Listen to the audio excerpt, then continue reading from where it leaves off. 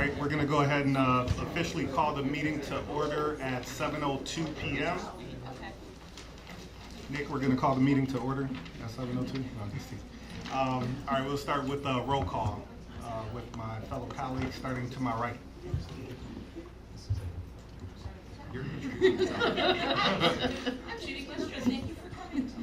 Hi, I'm Patrick Kehoe. Thanks for joining us this evening.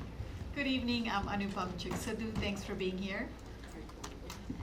Hi everybody, I'm Lauren Christensen. Welcome. I'm Cheryl Picard, and it's nice to see everybody. Good evening, Patty McCoy. Thanks for coming out on this beautiful evening. All right, Dr. Merritt. Good evening and welcome. Thanks for coming out. I'd like to begin by introducing my assistant, Ms. Diane Robertson, and thank her for taking our minutes each meeting for those community members that cannot be here as well. I'd like to ask Mr. Brandon to introduce himself and move around the table. Thank you, Dr. Merritt. Good evening, Nick Brandon, Executive Director of Communications and Marketing. I want to give a special welcome to our 881 staff who's here tonight. Good evening. I'm Kurt Tiskowitz, the Assistant Superintendent for Student Services. Hi, I'm Debbie Piaz. I'm the Chief Finance and Operations Officer. Welcome. Good evening, Beth Rail, Chief Academic and Innovation Officer. Thanks for being here tonight. Good evening, Shantae Langford, Chief Human Resource Officer. Welcome everyone, Liz Vartanian Gibbs, Assistant Superintendent, Student and Family Engagement. Please stand for the pledge.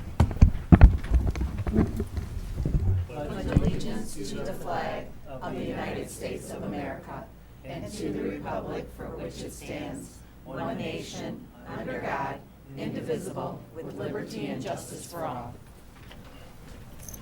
On to action item 230466, which is the adoption of agenda approval of consent agenda. Is there a motion? Mr. President, I move that we move to adopt the agenda and approve the consent agenda, action item 230466. Is there a second? Second. All right, moved by Member Kehoe, seconded by Vice President Christensen. Dr. Merritt, can you walk us through? Thank you, President Wilson. This evening, our consent agenda consists of human resources transactions since our last time together. We have new hires for your consideration. As we move into this fourth quarter of the school year, we are still bringing on champions. We have some resignations and retirements. I know that Ms. Langford will talk about our retirements, but we call him the mayor of Plymouth Really Kent Schools, but West Middle School, Clinton Smiley, is moving on to the next chapter of his life, and we're going to accept it, but we are going to miss Mr. Smiley. Also, Ms. Malloy is on this list as well, who is our heartbeat here in our district office. So those are two names for your consideration. If you want to pull them off the list and not accept them, I'm good with that. Is that an option? Is that an option? Maybe. Let's try it. We have the approval of minutes from our regular meeting on March the 14th, as well as our special meeting on March the 24th. Finally, we have out-of-country field trips, one for your consideration. And then this evening, we have the cooperative agreement for the 23-24 school year with Livonia Public Schools. If you recall, this is an annual agreement that we have between some of our neighboring schools that will allow some of our students to take courses in the schools. And this is early. This is for our students that are attending courses at the Livonia Skills Center. And so we enter this agreement each year. Those are all for your consideration this evening. Thank you. Are there any questions? Okay, all in favor say yes. Yes. Any opposed say no. All right, passes 7-0.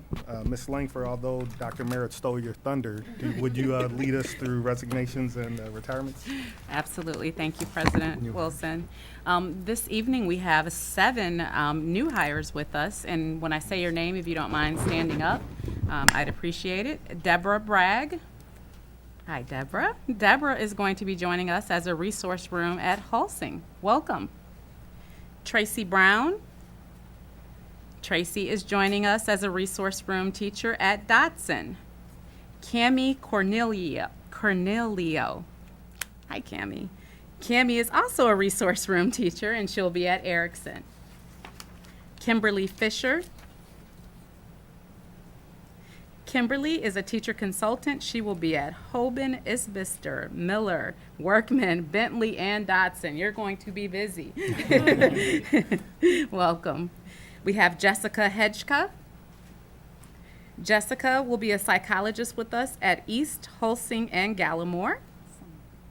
Welcome. Karen Hadrowski. don't see Karen here, but she's going to be a speech correction position over at the early on at Allen. And then last but not least, I have Cameron Link. Hi, Cameron. Cameron is going to be an early on service provider at Allen. So welcome to all of you.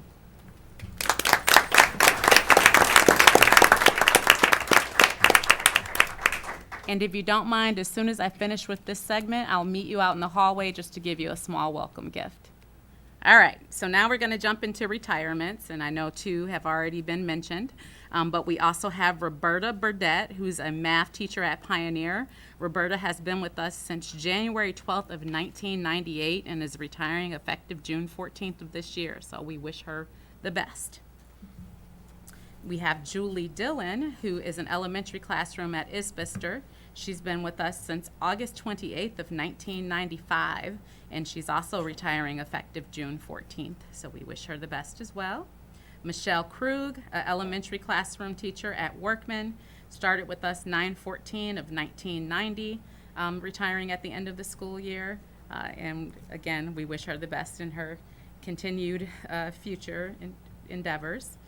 Then we have Maureen Malloy, who's the Director of Elementary Education, and I know my seatmate over here is not happy about this one either, and nor am I, but she has been with us since August 8th of 2011, and she will be retiring effective August 31st of this year. We will most certainly miss Miss Malloy and wish her well. And then Clint Smiley, middle school principal at West, has been with us since September 4th of 1990. I've only worked with Clint a short while, but I am more than impressed with him, and we have worked very well together, so I definitely wish him the best at the end of this year. And then that concludes all of our HR updates. All right, thank you. On to celebrating success with Member Westra.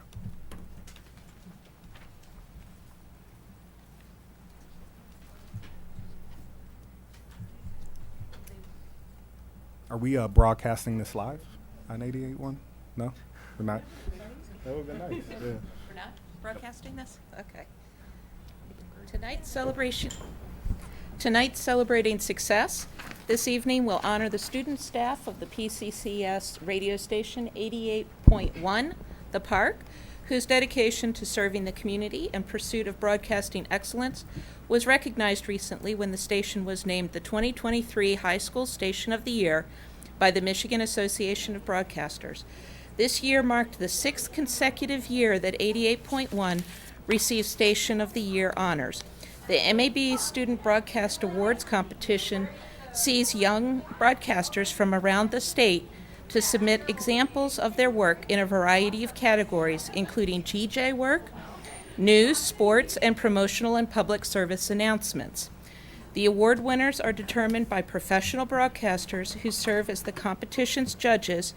In addition to being named Station of the Year, 88.1, The Park students received 16 individual and team awards for their broadcast work, 3 more than the rest of the high school stations who entered the competition combined. For over 50 years, 88.1 has been an invaluable community resource, beginning as an independent music station, giving artists vital exposure, and transitioning to what we know it as today, a hit music station that serves all ages and provides local news and sports coverage. Their work is vital in a changing media landscape that has seen 2 of our local newspapers close or scale back local coverage. We could not be more proud of these talented students to inform and entertain their listeners. At this time, I would like to invite Station Manager Bill Keith and Assistant Contact and Station Manager John Krieger to the podium to share a little about these students' work.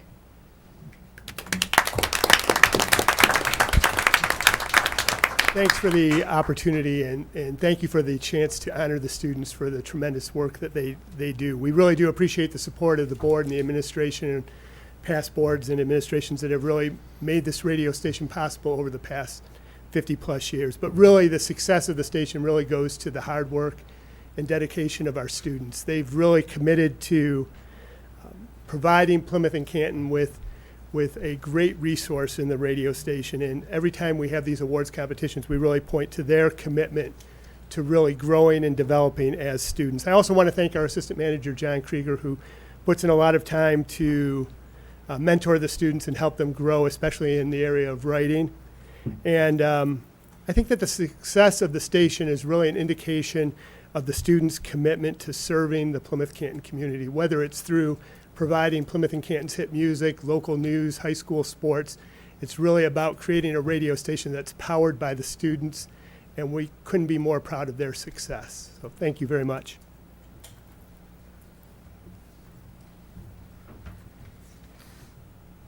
The perils of being short.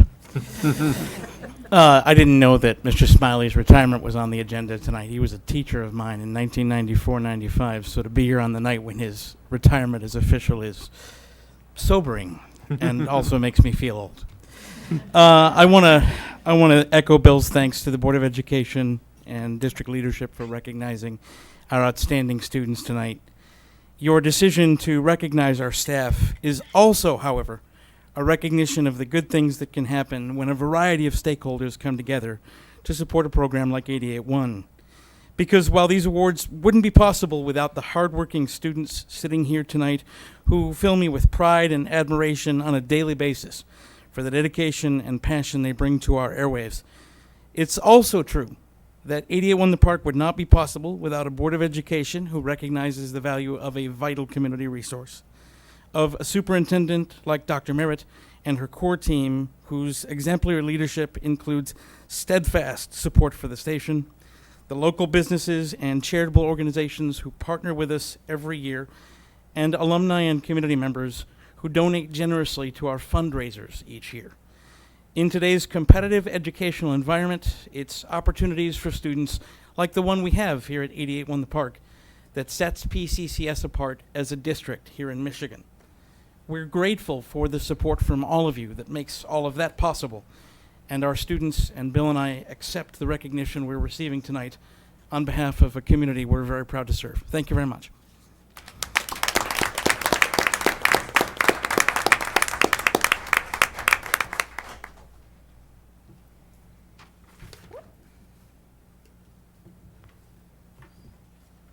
Okay. Thank you very much. Would the students like to come up to receive their awards? Sure.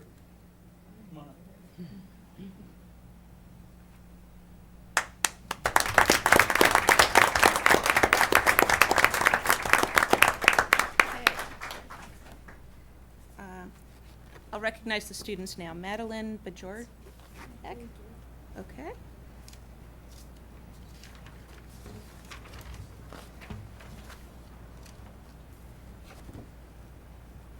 Anuya Shetty.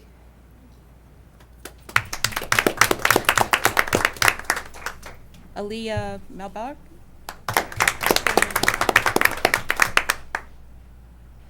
Akshaya Preya Sharvan. Nadia Neethali. Simon Oryast. And Ariel Ohms. And Leo Pop. Is Leo here tonight? Okay. All right. Thank you. Would any students like to Would say any anything? students like to say a few words? As they run to the chairs.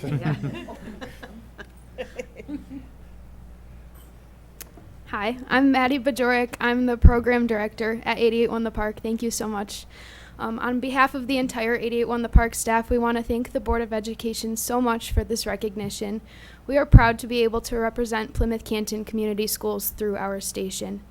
88.1 The Park is an incredible asset for the community, but the best part of it all is that we are truly a family. Our station's unique, tight-knit culture is what allows us to produce the quality radio that you continue to hear. 88.1 is serving as a voice for our community and our school district, and we will continue to grow from here. So thank you so much for this recognition. Let's show some love to them.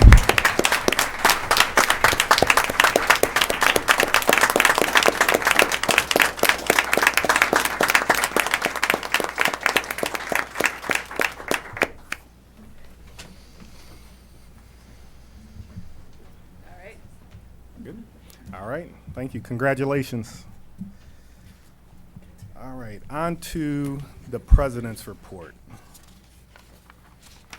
So I wanted to take an opportunity to look back at the three priorities that I talked about when I was first appointed as president, and just give I don't know if it's a midway point update, but an update on some of the things that we've been able to do together over the last X amount of months. So, of course, one of the things we really talked about up front was board efficiency and board meeting efficiency. So I feel like we've definitely addressed that in a number of ways. One, prioritizing the agenda items and board focus. You know, I continue to believe that the board really takes on a lot. And I think it's something that we can continue to really focus on, is how do we prioritize the most important items to tackle each year, so that we don't get sidetracked with a lot of smaller items. And so I think that we've come a long way, but there's definitely an opportunity to continue that, especially strengthening the process of as we go into 2023 and 2024. So starting to think about what those big items are that we want to attack in the next school year, and then really build everything around that. But to stay laser focused on those pieces, and of course that's going to coincide with a dynamic plan. And then also I think there's an opportunity this year to create an annual report of the board's work to gauge our year-over-year impact. So this year can really be kind of a foundational building year to say these are some of the things that we've accomplished, that we focused on, that we completed. But once again, that'll create this year-over-year impact, visibility around the impact of what we're doing. And then, of course, the famous 8-minute presentations that the core team loves. I've gotten rave reviews about that. But thank you guys for adapting to that. I know it wasn't an easy process, but honestly, you guys are killing it. Like your presentations are amazing, so I really appreciate you, and I know the board appreciates you focusing on that and adding the logic model and dynamic plan alignment to it. Really just brings it all together. So I think we've done quite a bit around board efficiency. Definitely some things that we can continue to improve on, but overall I think we're trending in the right direction. And then from a community relations and communication standpoint, we've held 2 community forums, maybe even 3. But definitely 2 community forums and numerous appearances. You know, the board is very active. And one of the things I think we have an opportunity to do, which I bolded down below, is do a better job of tracking those. Kudos especially to some of the new board members. They're jumping right in, attending different events, and I think that that's important, that the community sees the board active in the community, reading to students, doing walkthroughs, all of those different things. And also kudos to Dr. Merritt for really increasing the visibility of the opportunities of the board. So definitely, have done a great job of letting the board know when there's opportunities for us to get engaged. So we want to continue that. And then the board newsletter, as led by Secretary Sadhu, amazing. Definitely have received some great feedback on that. And successfully launched SVA. I think we all agree SVA has done, has really been a strong community or student voice component to what we're trying to do, and definitely ties back to our dynamic plan. And then finally, administration and board relations. So I think the work that we've done around dynamic plan alignment to the board and superintendent goals helps with that relationship. And so, that's something that I think has really been useful. I think we can work to strengthen and better define chain of communication protocols. So that's something that we'll, still look to address this year. And then Dr. Merritt and I were supposed to attend a MASB training. Unfortunately, I couldn't attend it, but I definitely want to, look at opportunities like that in the future. And so once again, kudos to Dr. Merritt for bringing that to my attention. And then just some other items to report on. So Secretary Sadhu was appointed by the governor to Eastern Michigan's University Board of Regents.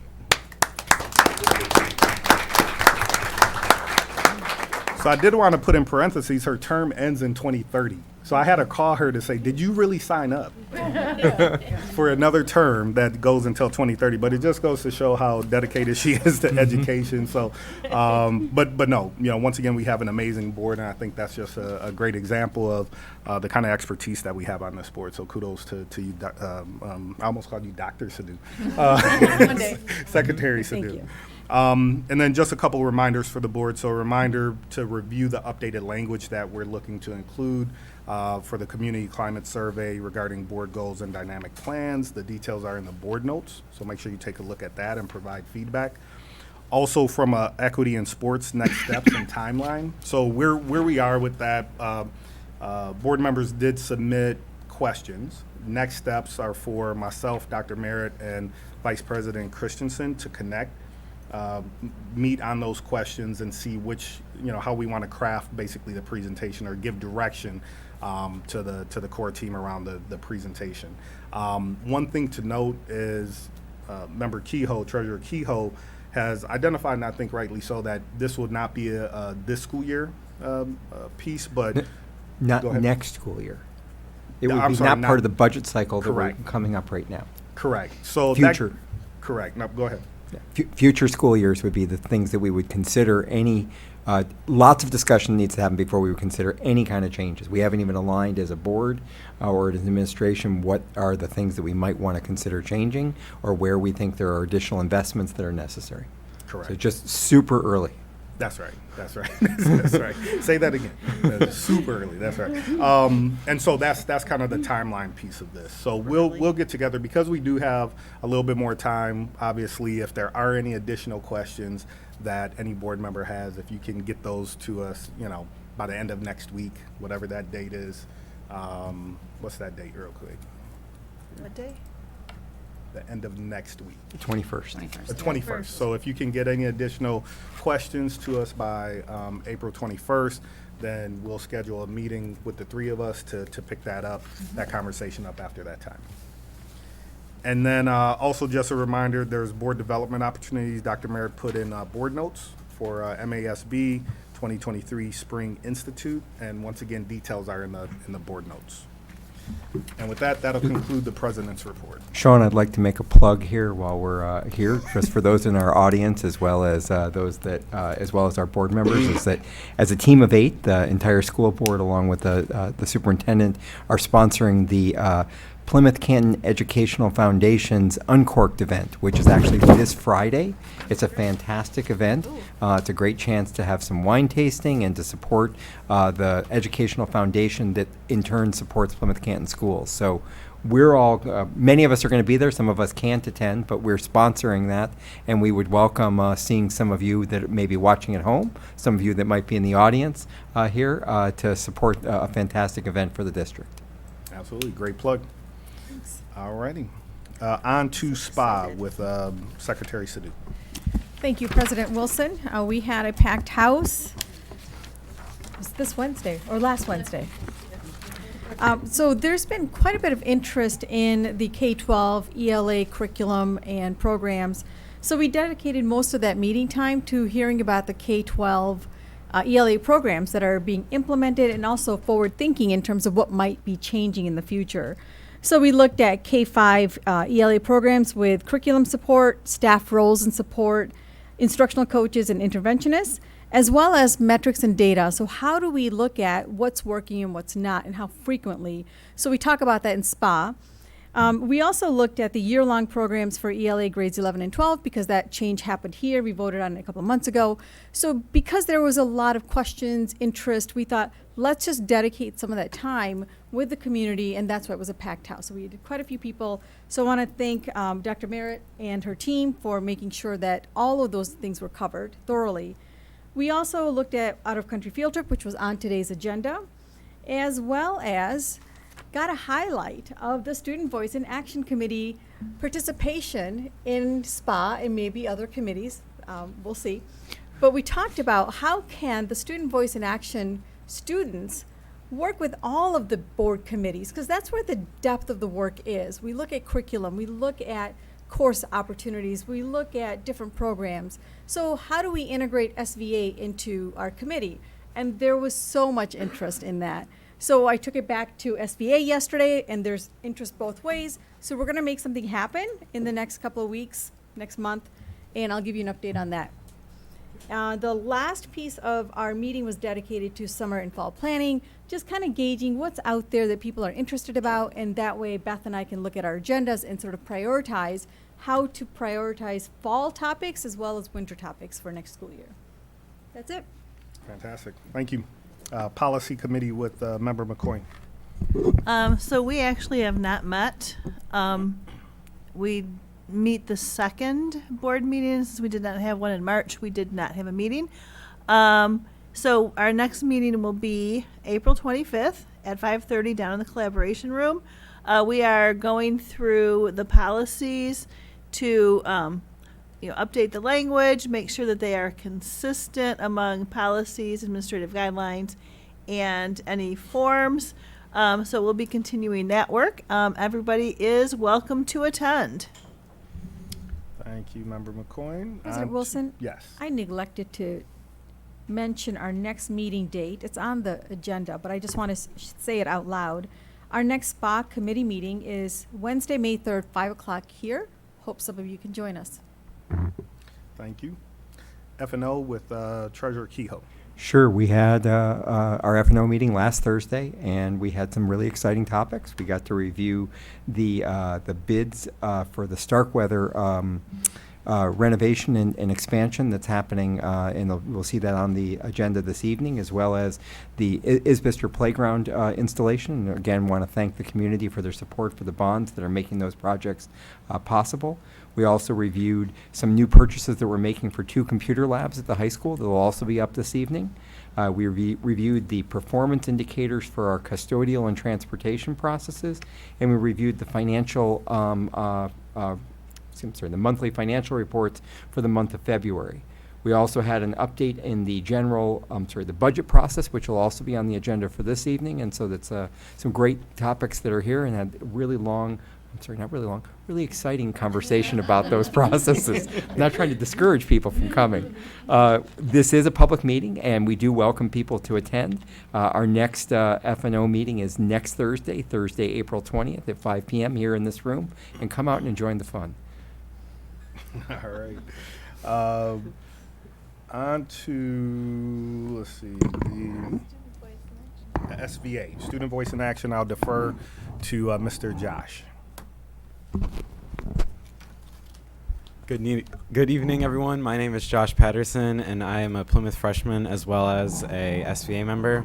First up, we had elections for the co-chair role for SVA. We had 6 SVA members run for co-chair, which is very exciting. The members that then went on to answer the questions asked by the co-chair process/timeline subcommittee, and then the SVA members' questions as well. Hopefully, we will know the co-chair position soon, or the 2 co-chairs soon. After the elections for the co-chair role, we went on to further discussions about what the liaison role would look like. These liaisons would attend other board committee meetings such as Finance and Operations, or F&O, Students' Performance and Achievement, SPA, and the Policy Committee. Then the RFS, or Request for Service Process and Timeline Subcommittee, shared out their process on the SVA consultant. They are ready to move forward to their next steps. Our next formal SVA meeting will be on May 8th at 6 p.m. in Canton High School, room 201 at 6 p.m. Hope to see you there. All right. Nice work. Just, shout out to all of the SVA members who provided presentations. All the presentations were stellar. I mean, they were really, I think Dr. Merritt, Member Sadhu can attest to that.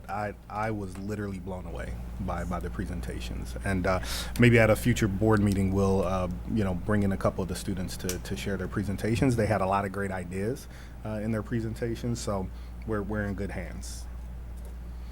All right, on to administrative reports and recommendations. Nope. One more. Yep. Oh, I'm sorry. Canton High School Mascot Ad Hoc Committee. So we've met a couple times. I do want to make sure people understand I'm not chair of this committee. I'm the board liaison. And as always, I am so impressed with the students who have chosen to join this committee. they have, they're so interested and involved in their own educations. I'm always so impressed with students. So we are doing this work. We will have to be done with it June 14th, and then a recommendation will be sent to Dr. Merritt. If she believes that recommendation has merit, she will present it to the board. So it's a 90-day timeline from the day the committee was formed. But we have quite a few community members who are active and engaged. And of course, Mr. Tiskowitz and Mr. Hurd are leading our committee, and they're doing a great job keeping us on track. And they have a good agenda, keep us within the timeline, and they have scheduled out meetings for the rest of the time. So fantastic. Thank you for the update. On to administrative reports and recommendations. First up, superintendent report. Thank you, President Wilson. This evening, I am going to dedicate the majority of my report to a proposal for an internal name change from one of our facilities. But before getting there, I have to take this opportunity to give a huge shout out to our Director of Food and Nutrition Services, Ms. Kristen Hennessy. She hosted and welcomed the IDFA, which is the International Dairy Foods Association, to our district at Dotson Elementary School last Wednesday to kick off their campaign for healthy school milk.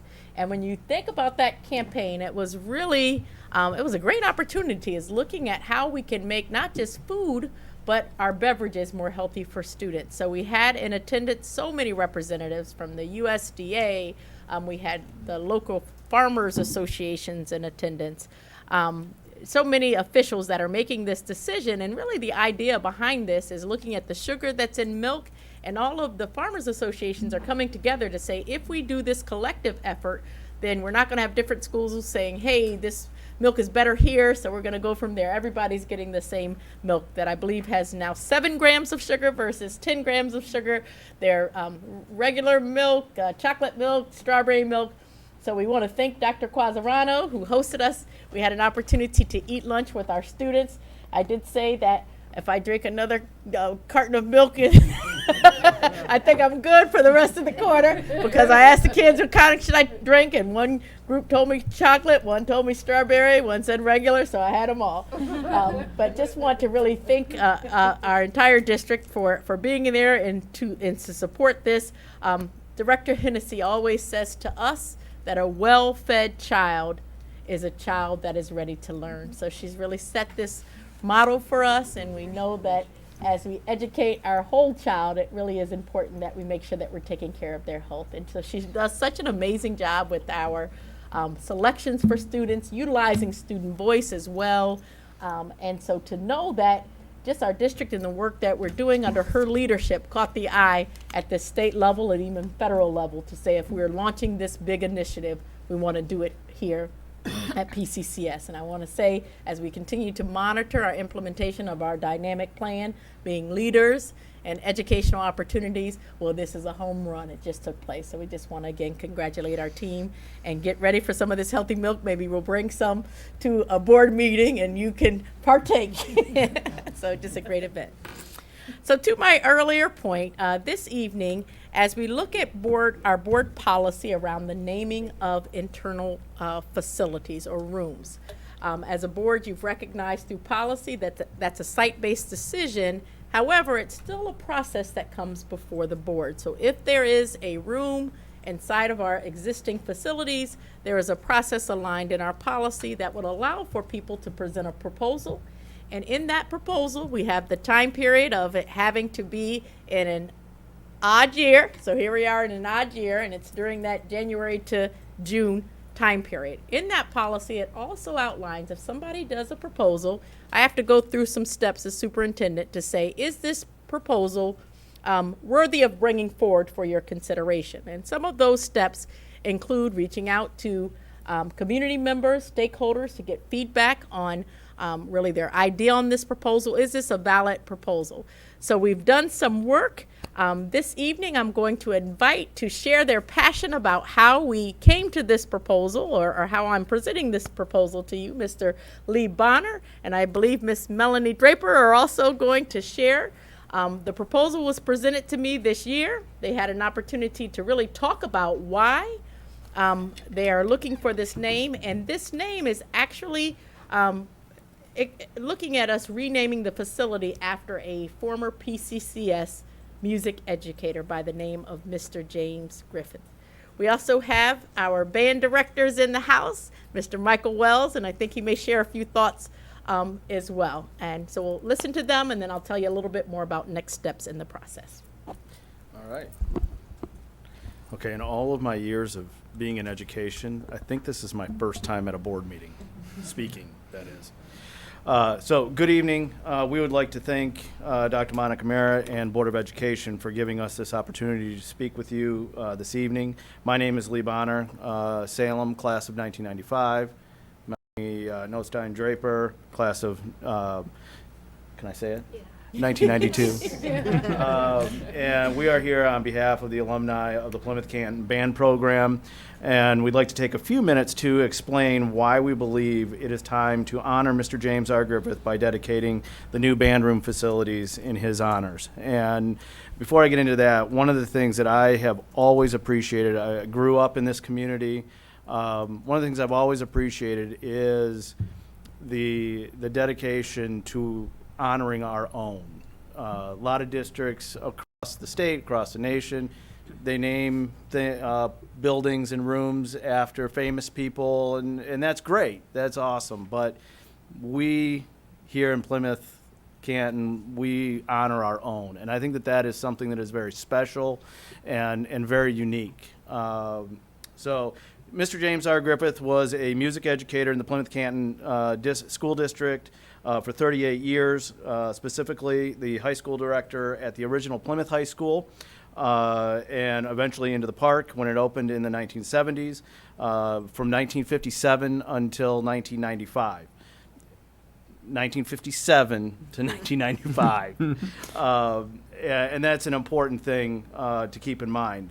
During his career, he built a high school program from a small community that really wasn't known outside of the area, into a nationally recognized force, both on the concert stage and the marching field.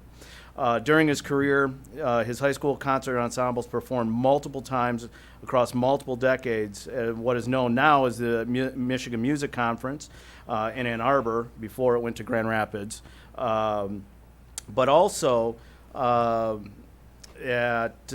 I skipped a whole line here, sorry. Performing at this concert is one of the highest honors for a director within the state. But his top ensembles were also invited to perform at the Midwest Clinic in Chicago 3 times. I believe it was 1967, 1972, and again in 1994. And most band directors throughout the country hope that they might have a chance to perform at Midwest one time.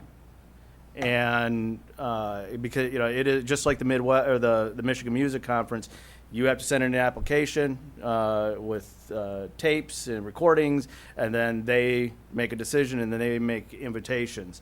Mr. Griffith did that 3 times, and really spanning 4 decades. Again, from 1967 until 1994 is really incredible. And on a side note, in 1994, that was my class. The students did not know until we were on stage being introduced that we were the featured performance, while colleagues from around the nation were telling the audience about his illustrious career. He did not tell us ahead of time. Maybe it was because it was something that he did not want us to worry or panic about. But years later, I tend to believe that it was an example of his humility. He did not want it to be about him. He wanted it to be about us. It also might have been his way of telling us we probably should have practiced a little bit more. But that was always his thing. It was never about him. And he was a leading force in the state of Michigan when it comes to the modern day marching band. In the late 70s, early 80s, he decided, let's take this competitive on the marching field, and really led the way to what we now know as marching band Although he was not the marching band director during the 1990s, the bands, won 3 Grand National Championships, and like he always reminded us, if it was not for what happened in that classroom, then we would not have had the success that we had on the fields, or with the percussion in the winter ensembles or the color guard, all of that. If it didn't happen in the classroom, it wasn't going to happen elsewhere.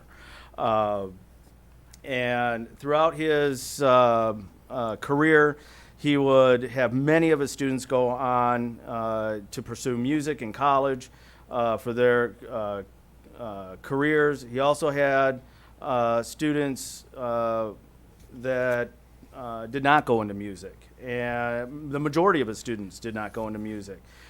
He was well aware that most of his students would go on to pursue many fields of study or pathways that did not involve music directly. His goal was to instill a love and a passion for music, as well as the will and desire to achieve the highest level of excellence in everything that his students attempted. To Mr. Griffith, it was not just about teaching music. He was teaching us lessons. He was teaching us how to achieve something beyond anything that we could imagine possible, both individually and collectively. He taught us to set standards for ourselves and for the people around us. He taught us how to push ourselves beyond our perceived limitations. He taught us how to push ourselves even when we stumbled. He taught us never to give up before giving it everything that we had, putting all of our efforts and resources into our goals. He did this for 38 years as a music educator in the Plymouth Community School District. And right now, I'd like to have Melanie share a story. I have a story from a classmate of ours, Heidi Nasco, that went through band with us. I was a student of Mr. Griffith's from 1986 to 1991. I am now a partner and a litigator at one of the largest law firms, Dakima and Gossett. Out of all of the teachers I had, Mr. Griffith instilled in me the most knowledge. He was the best teacher I ever had. Most obviously, he taught me to love music while performance. While directing us, he led us to a national championship. He taught me, by doing it, how to work towards a collective goal and to work as a group.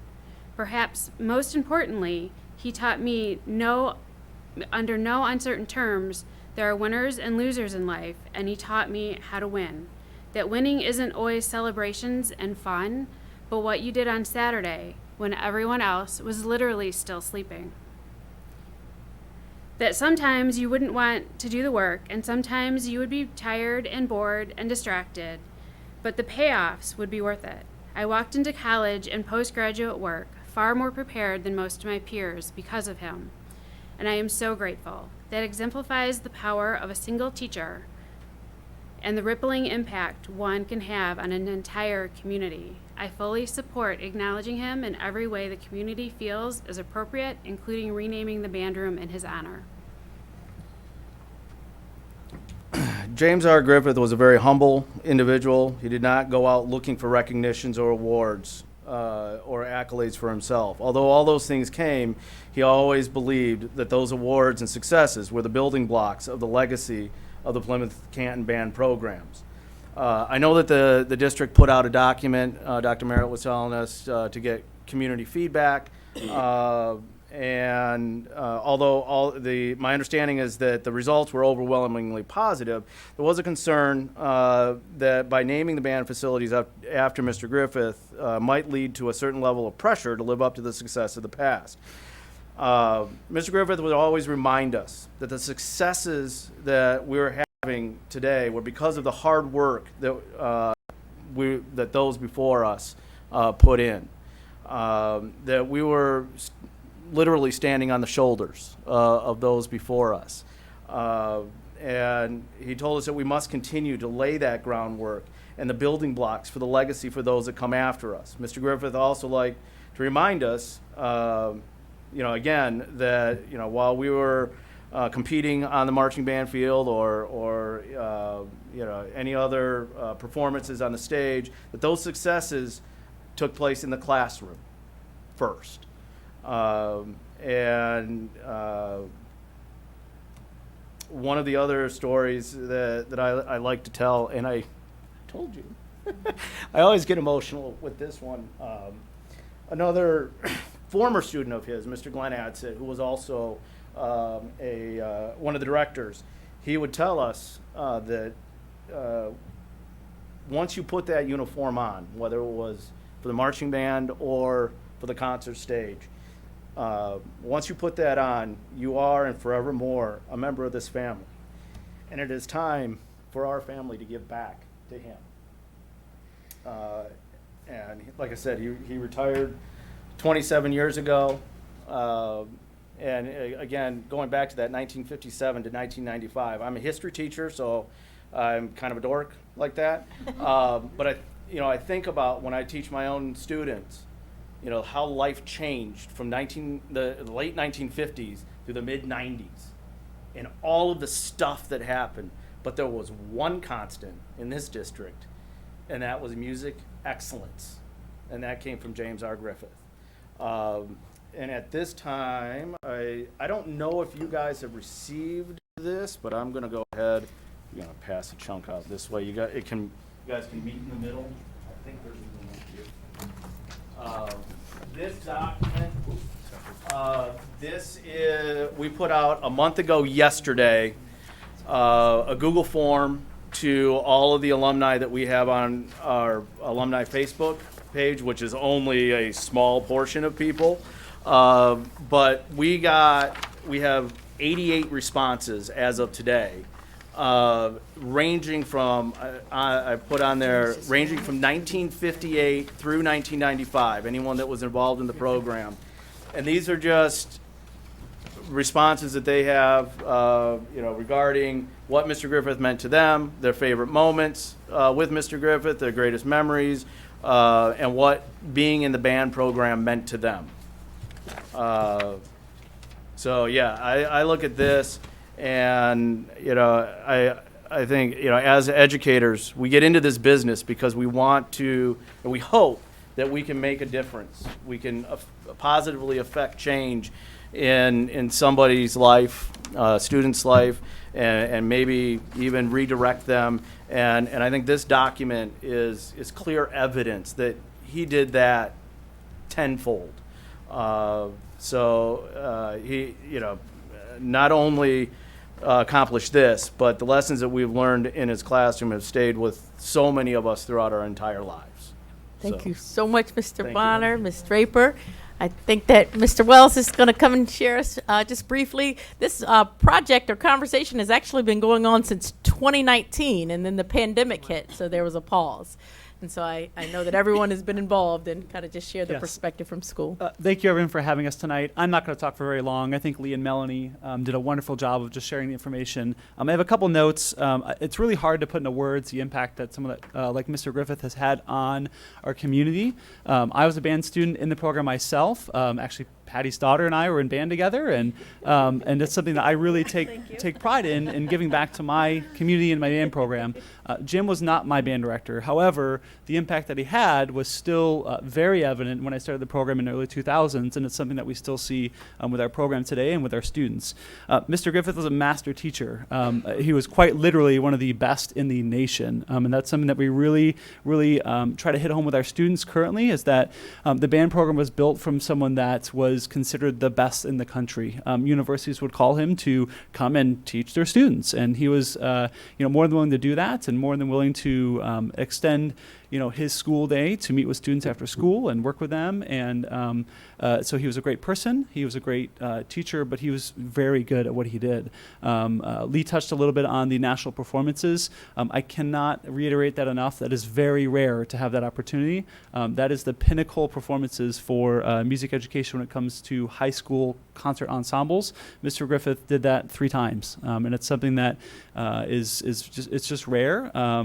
The Plymouth name in our band world, as we call it, is one that everyone recognizes. If we go to a conference or performance, I have the privilege as director of bands of talking to a lot of people and sharing that yeah, I teach in Plymouth. And immediately that sparks memories of the time in 1994 when they were at the Midwest Clinic and it was a standing only room crowd to see the students of the Plymouth Band perform. Or when they saw the bright yellow uniforms in the late 80s on the marching band field, and the first time seeing that. And so there's a lot of memories that people have across the entire country of the Plymouth Band program, and that's all from Mr. Griffith. Having been in that position for almost 40 years, across 5 decades, as someone who's in this current position, it's a lot. And he gave a lot to the students and a lot to the community, and it really is, it's a privilege to just stand before you and talk about him and really honor him in this way. So I know our current students know the impact of Mr. Griffith, our staff, our teachers, and it's something that is really long overdue. And we started this before the pandemic, and we're hoping that we can finally put the final touches on it as we hopefully dedicate the band room to him. So thank you so much for your time. All right, thank you. So in terms of next steps for board, this is on the agenda this evening as a first reading. I will supply to you our internal information in terms of the survey where we have students and staff and family members currently have an opportunity to weigh in. You were shared this evening that external alumni survey information, so it gives you some time to maybe ask questions that you may have, if you have questions for us as well, that we can get further information for you, and then we will bring this back as a final reading for your consideration. Again, this is a proposal after going through the steps as defined in the policy that I fully support, and I would recommend you're supporting as well. So we'll give you that opportunity to think about, do your due diligence around, and then we'll have this on the agenda at the April 25th meeting for your consideration. And thank you everyone who participated in that presentation this evening. And that is it for me tonight. Fantastic. I don't know if you had any questions tonight. Any questions? Sorry. I do have a question. In the report that I was reading, it didn't mention the reaching out to his family and him. Yes. Is that something that you're going to do Yes. after today? And so what we talked about in terms of that, there's been reach out, but I said officially we wanted to make sure that this was something that was going to go forward as a proposal versus reaching out. So we do already have, they're aware, the daughter is, we'll have that final contact then from me this evening. Not this evening, tomorrow. Yes. Okay, thank you, Dr. Merritt. On to finance and operations with Ms. Piez. Custodial, we're going to go over some KPIs, it sounds Yes. like. Thank you so much. This evening we have Kyle Fellenbaum, Todd Fleming, Melissa Mascarello, and Rich Welsh, and Randy Rice. They're going to cover the KPIs. I personally want to commend ABM for being fully staffed at 84 FTE with a pool of substitutes and continuing to engage with us in continuous process improvement. Good evening. Thank you. Good evening. How are you? Hope everyone had a fantastic holiday weekend and enjoying the wonderful weather outside. On behalf of ABM, once again, want to thank you for the time you gave us today to present the KPI data for Q2, which is December of last year, January and February of this year. In order to be compliant with President Wilson's initiative to be expedited, I'm going to hand it over to Melissa, who is going to breeze through these slides in 8 minutes or less. Sir, Melissa. Good evening, thank you. So I'm going to go through the charts, which I'm sure a lot of you are familiar with through these presentations we've been doing. But this year chart represents the average inspection score across the district for the past 3 months. December had an average score of 89%, January with an average of 86%, and February with the average score of 91%. This slide compares our current Q2 data this year versus our current or our Q2 data from the same time last year. There was an improvement in the quantity of the inspections performed, as well as the average inspection score also increased over the same time period. We did receive numerous compliments from building administrators at various schools that have stated when we returned back from summer as well as the spring break that the buildings are looking really well, and they are very happy with where we're going right now. This graph here represents the average inspection score by building. Our target average score is 90%, and 18 of those buildings exceeded that target in Q2. Last quarter, we had 19 buildings that exceeded the 90% target, which does resonate a little bit with the winter months each during this quarter. This graph represents the number of inspections performed in each building. Over 1,300 inspections were conducted.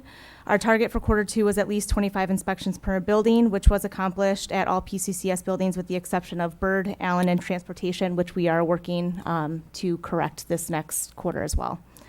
Our focus was largely placed at the park, specifically Salem and Canton, and we continually tried to meet face-to-face with our administrators at buildings where our quality scores are not meeting the expectations. Here are the average inspection scores by area with the highest score listed at the top. In most cases, those lower scores do reflect the time of the year as well. This slide here is the top 10 deficient items in Q2. Dusting tops the charts, as well as this issue was addressed during spring break this past couple weeks ago. The floor condition wasn't as high in that deficient category, which we normally anticipate during this time, but again, that was due to the mild winter that we've had. And also, I'm going to jump in here too. Also, we kind of implemented a new program as well, that on Sundays, at least once a month, we brought in a staff in to clean the high school, the 3 high school floors from top to bottom, stairwells, everything. And going forward, we will be doing that consistently as well. All right. Whoop, went backwards.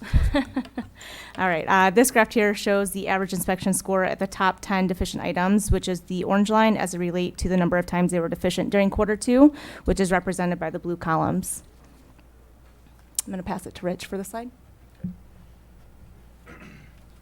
So with this slide, this is our missed task from our P-CCS Google Doc. And what we can see is with improved continuity has led to reduction in missed tasks. We are still continuing to meet with the PCEA, although it was canceled the last couple times because they really didn't have any major issues that they had to bring towards us. I would also like to I'm going to say a couple things that I received from some of our principals around Kimville. Rosa from Salem believes the start to this year was the best since we privatized. There have been some bumps in the road, but things have been going very well. John Chambers from Halsing said cleaning is going way better this year for us. We had a few bumps along the way, but as of late, it has been awesome. Jan Douglas from Bentley said it has been a bit of an adjustment for staff since Marlowe became our plant engineer. He was he did an outstanding job as an ABM employee. He was the lead at Bentley for ABM. We brought him on as our plant engineer. So anything that follows him seems subpar. With that said, I have not heard as many complaints from teachers since ABM replaced their former company. In my opinion, things have improved. Ted Youngless from East said, I have to be honest, my evening crew is amazing. It is the same group as last year. The building looks great every morning. All right, and then that brings us here to our staffing slide. As of April 7th, our total head count is at 91 with our FTE count at 88.5. And then during the F&O meeting this past Thursday, it was requested to go over our absenteeism rate. And over the time period of January, February, and March, our average absenteeism rate was 3.4%, or just over 2 call-offs per week, of about which of those were excused days off with PTO, bereavement days, those types of things.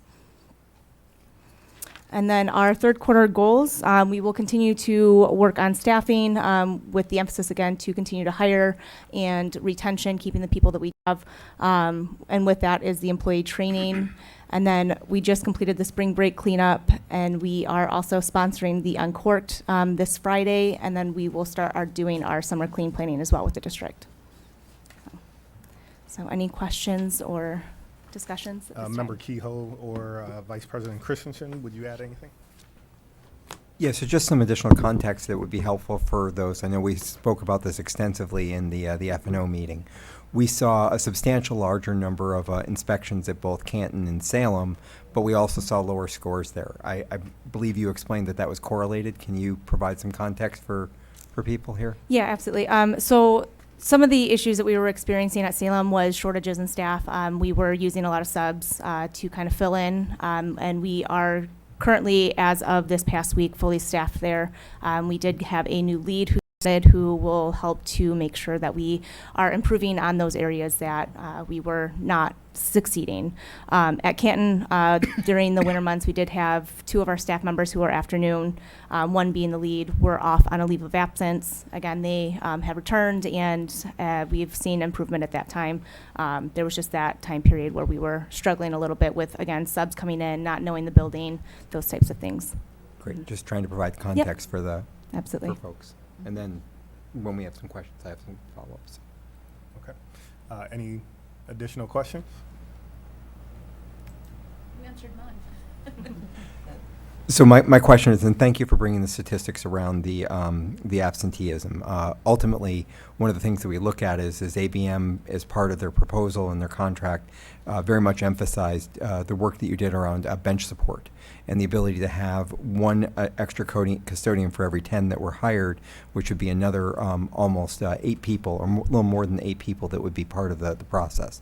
And you haven't been able to achieve those those numbers as part of your work here. Your FTEs are at 88.5 against what should be like about 94, or I'm sorry, 92, I believe it is. So the data that you gave us around the absenteeism, you said that on average you've got 2 people that are out. So that was the average between all 3 months. So breaking it down, that's what it averaged out to, about between January, February, and March. Some of the weeks obviously were a little bit heavier depending on what was going on, but that was the average between the 3. So obviously Yeah, 2 per week, sorry. 2 per week, right? Yeah. Okay, which is great. I mean, that's, it sounds like you've built a really great team that has been able to be there and be there every day, and we've seen a substantial improvement in the scores. And I really appreciate all the hard work that's gone on. But I also look at some of these scores, and they're really not where they need to be. Our goal is to have everything over 90%, and you've made a substantial improvement in that process. For me, looking at this and seeing the schools that had the most problems, you just articulated it this evening. You had absentees and substitutes there. So having a bigger pool of people would give you more flexibility to be able to make sure that those things are done well, even in the face of unexpected absenteeism. So I hope that you continue to make those hires and that you continue to improve the scores. Absolutely, yep. Additional questions? I just want to follow up on Member Kehoe's. In addition to that, and I know it's on your radar, but employee retention and emphasis on that, is that something that you are changing plans for, or like beefing up what you already had in the past? Yeah, so when you look at the staffing, you'll see there was some dips of where we kind of lost a lot of people during a certain period of time. When we started out, we were kind of just hiring to hire to get bodies, and we have really changed our focus on that, where we are looking at now, we're able to really focus on who we're hiring, really weeding out some of those applicants that we were typically, at the beginning kind of just pushing through to get people in the building. But we've been able to do more positive turnover at this time to get quality candidates that really, have the same mindset and want to succeed the way that the management team wants to succeed. So we've really focused on that with the staff that we have, and we'll continue to do moving forward. Thank you. I want to applaud you on your improvements, and thank you for sponsoring the Uncorked event. Any other questions? No, I'm glad to see some of the improvements. Thank you. Yep. Congrats on the improvements. Thank you. Appreciate it. Alrighty. Thank you. I would just like to say one thing too. Only 2 seconds. Just wanted to appreciate the school board last board meeting when you allowed me to do first and final on our trucks and our vans.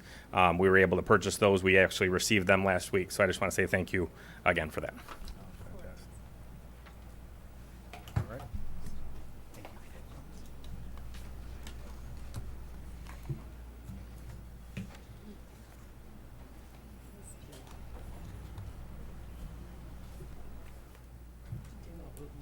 I beat Nick to the podium. Good evening. This evening, I would like to take you through a brief presentation on where we are in the budget progress. To date, this presentation was made to FNO last week as well, as long as our entire management team, our leadership team, which came together for transformations. So I just want to give you a brief update. I'll be back in about a month to give you another update, and then back again a month from then for the public hearing, first meeting in June. So again, we alignment through the strategic plan and the dynamic plan. This shows our tie both to our alignment of financial resources to our objectives, strategic objectives, and also through sound financial planning, which allows us to have those resources in order to be a leader and innovator in student learning. Here's our logic model, which takes the resources and activities what we do throughout the year and allows us then, through those resources and activities, to then propose subsequent year's budgets based on identified needs of students and really align those resources to the need. So we're going to just go through a couple things on a big overview macro of the state of Michigan budget outlook, talk about foundation allowance, talk about enrollment, and then talk about our budget assumptions that we've made to date.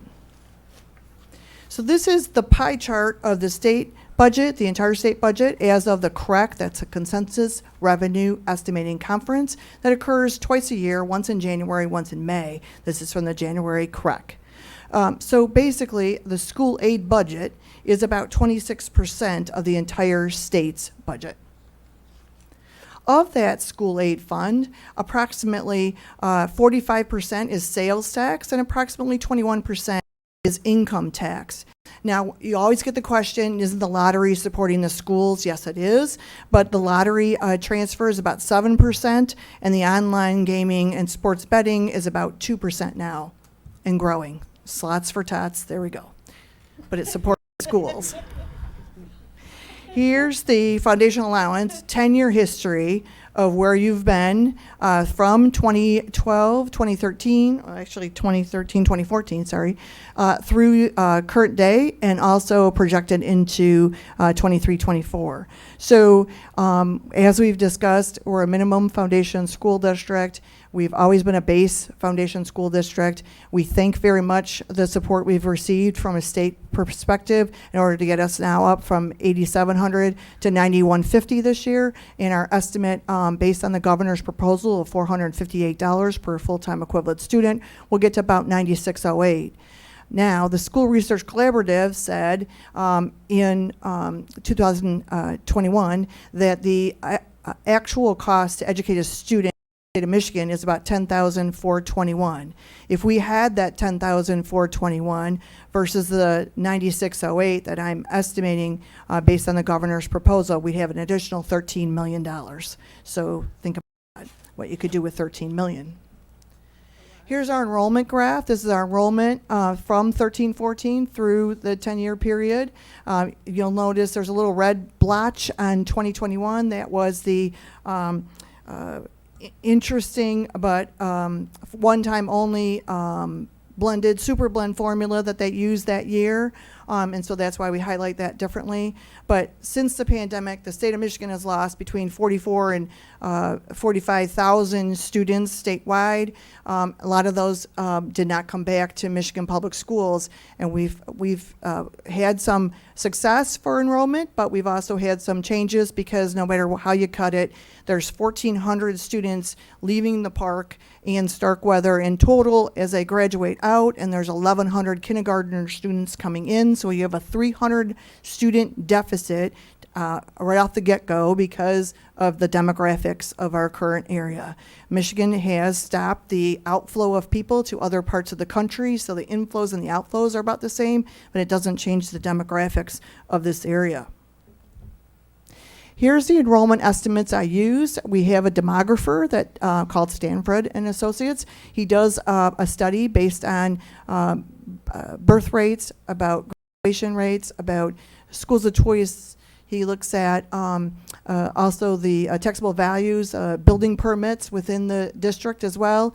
And so he has his ideas of a most likely, a high and a low, and then an average thereof.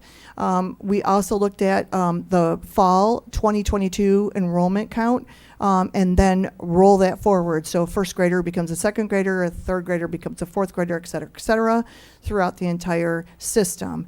We came to an estimate of 16,200 for next year, partially because although the demographer has approximately 200 student loss-ish is projections on the going forward basis, justice.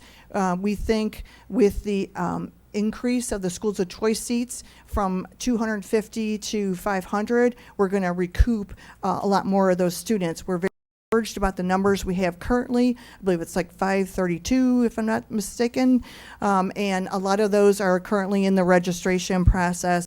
And so we're very encouraged that that number is going to be attainable. So some of the budget assumptions we use on the revenue side are those 16,200 FTEs. Again, I always talk in FTEs because that's how we're funded. Mr. Tiskowitz talks in head counts because he has to assign those teachers to those classrooms. And then foundation allowance, we took the governor's proposal at $458 per full-time equivalent student. Our enhancement millage increase at 2% year over year. Some of the other budget assumptions in the expenditure categories that we've made are some staffing based upon our adopted class sizes. We are blessed with negotiated contracts this year. The MIPSR's base rate has not changed at 28.23%. The hard cap did increase about 1.3%. Our custodial and transportation services contracts are provided for, and our utilities, I reviewed those with our executive energy, our utility consultant. Electric is very high if you look at your home bills as well. So we think we should add approximately $229,600 for electricity for district-wide, and then we always receive about a 15 FTE teacher retirement savings. If you recall the fund balance at June 30, 2022, our audited financial statements was about 21.5%.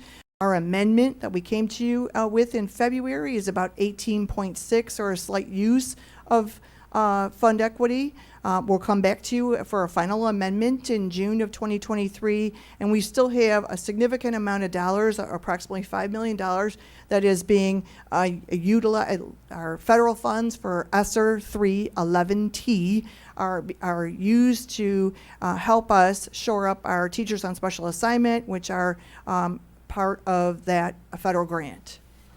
And as a reminder, that $5 million annually for 2 years, that'll be for the fiscal year June 30th, 2023, as well as the fiscal year June 30th, 2024, have significant requirements to them and have these demographic groups as those recipients of those funds. So our process to date is we're here today just to tell you where we're at, where our assumptions are, where we're at with enrollment and with our foundation allowance formulas. We've brought our leadership team together to talk about needs and prioritize those needs. We went to the F&O committee last Thursday. We're here tonight at the board meeting, and then we will move forward in the process. Again, our investment lens, our alignment investment lens is safety and security, addressing learning loss, but particularly in those identified groups, the social emotional needs of both staff and students, and our pillars, or our 4 pillars from the Board of Education for this year are the equity and inclusion, community engagement and partnerships, student-centered learning, and leaders in educational innovation. So this is where we're going to be at with the federal funds. We're reviewing those actually tomorrow with Ms. Rail and our new leadership team in the finance department. So we're going to cross our T's and dot our I's, no pun intended, on the 11T funds. And we're going to then make suggestions for the budget. We'll make sure we're in alignment with those priorities that were discussed with the leadership team last week, and then we'll bring those forward to F&O and to the full Board of Education. And this is our budget timeline. So as I said, I'll come back to you in about a month, both at F&O and the Board of Education for a proposed budget. We'll then have our public hearing, which we'll advertise in the paper as required. And then I, as a Michigan Public School, you are required to adopt a budget, even though the state of Michigan may not tell you exactly what you'll be funded. And so you'll have to make some assumptions, which we've done here tonight, suggested both the governor's proposal and a certain amount of enrollment. And then we'll go forward with our budget discussions, and then the board will vote by June 27th. It needs to be done by June 30th, but scheduled board meeting right now is June 27th. I will entertain any questions you have on the information presented. All righty, I'll open it up. Any questions? I just want to comment I want to thank Debbie and her whole team for all the work that's gone into getting this thing done. The collaboration that happened across the whole district and all the administration staff is really important for us to do this. And we're in a much better position than we've been historically. We have legislators and government in Lansing that are very strong supporters of public schools.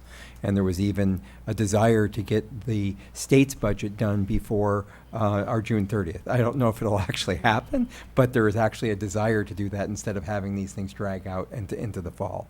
And I think that because of that strong alignment, we're likely to see these strong increases in funding that have been proposed. So I think that there might be some differences in that, but it's good news for the district. It still doesn't get us to where we need to be. We're still substantially below where we need to be an adequate education, not a great education, which we try to do, and this district has always done more with less. So those additional funds will help us to continue a lot of the programs that we've implemented and the work that we're doing, and I really appreciate all the work that's going on and the collaboration that's happening, leading us up through this budget process. Great. Additional questions? I have a question. By the way, great presentation. I don't know if this question is going to be directed toward Dr. Merritt, so I'll address it to you and you can punt it to whomever.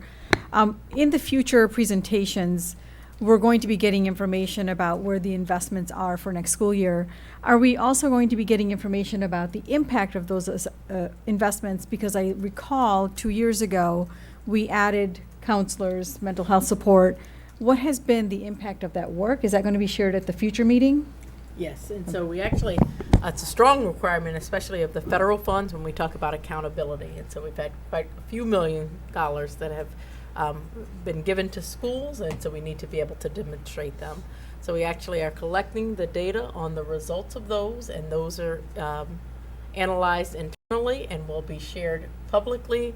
As I think I shared earlier, we will eventually need to make some decisions about what is really working for us, and when federal funds no longer exist, and we need to say if these interventions are working well, what needs to remain adopted within the general fund, and then maybe what are some things that we need to stop doing if we're not getting the bang for the buck. So that data is being collected, and that will be shared as we have recommendations moving forward.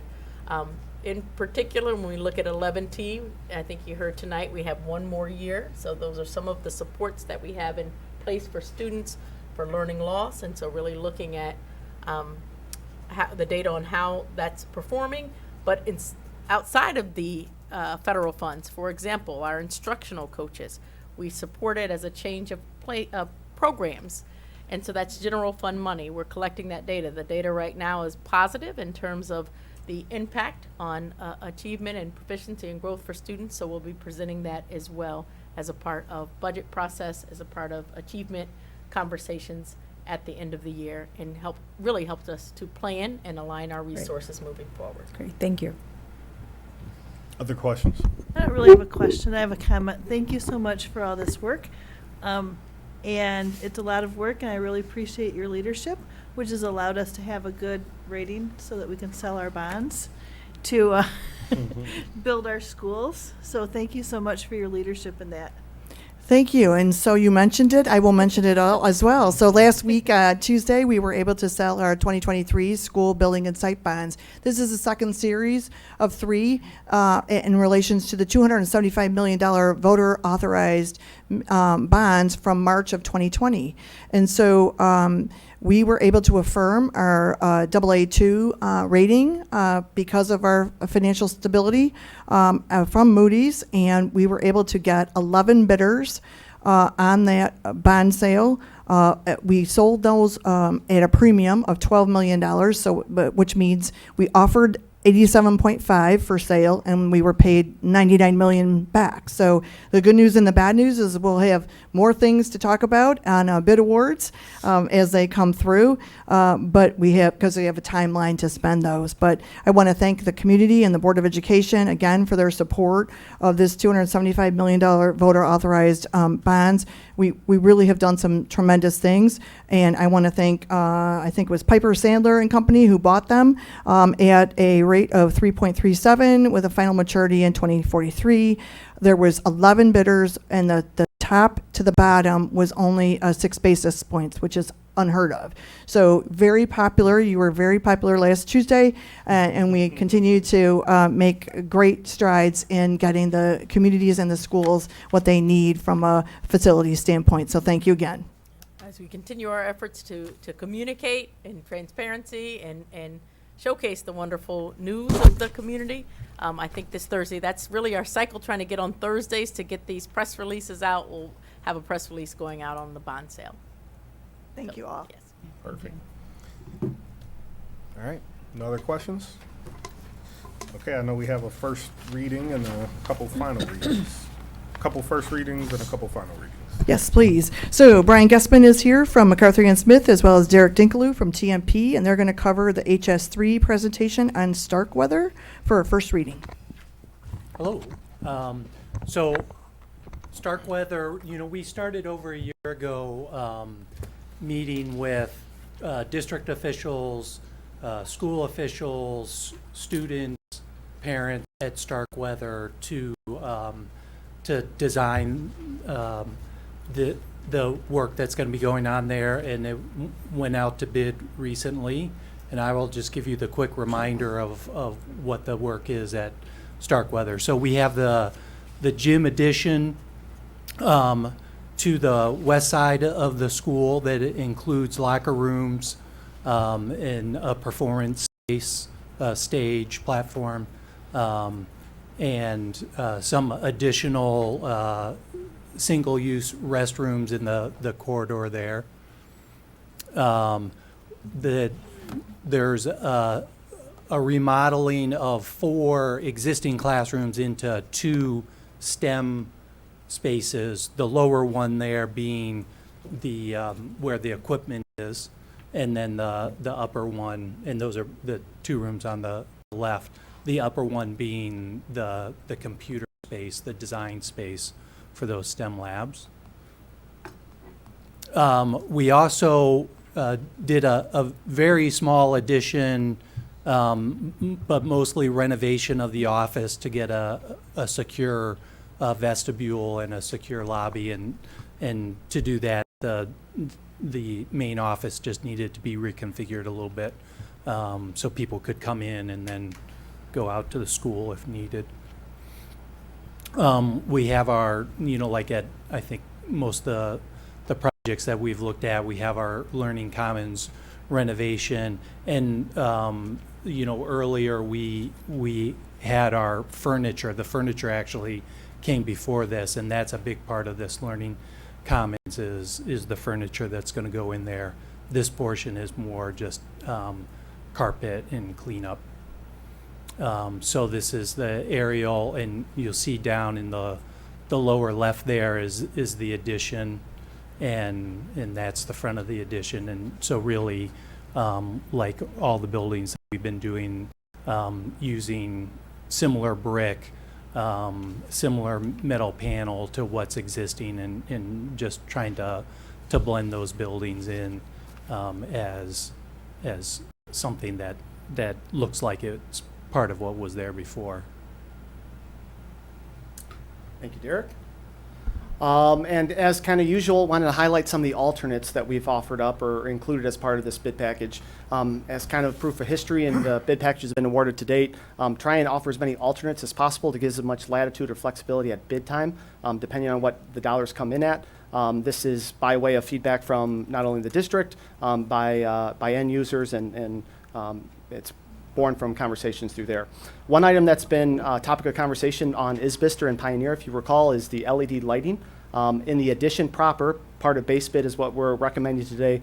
All of the new construction is all LED lighting, but the retrofit of the existing LED lighting was offered up as an alternate number 1, and that was something similar to that we did over at Pioneer and Isbister. And the alternate number 2 is a window shades. As you'll see, actually, before I go to alternate number 2, alternate number 1, you'll note that we are not recommending it for acceptance. We didn't do that for Isbister, and we didn't do that for Pioneer. The intent there was that it's still on the table. It's still something want to do, but what we feel that we can get probably better coverage, better numbers, better competitive bids if we pull those together at a later date to offer that up as an individualized package. We referenced that to be considered for a future bid package. Alternate number 2 is a relatively small alternate. This is window shade specifically for the media center to offer a little bit of seclusion, so to speak, from the surrounding areas, surrounding hallways for more attention to focus in the media center. Alternate number 3 is existing toilet rooms. This is also something that came up in Isbister, not necessarily in the original scope. As we walk through the building, something in desperate need of an uplift, and that is what's being recommended as part of this. In total, it is 10 restrooms that would be upgraded. That's tile, that's paint, that's ceilings, and that's toilet fixtures. We did very similar to Isbister, and we'd be recommending that for acceptance today. Alternate number 4 is a little bit of a confusing one, so I'll do my best to explain. It's basically an alternative suggestion in materials, something that we talked through with facilities specifically. There's this thing called DAFS, Direct Applied Finish System. Lends itself more so to a wet climate, so there's included in this addition is locker rooms, so there's showers. Those are the areas that you really need that materials.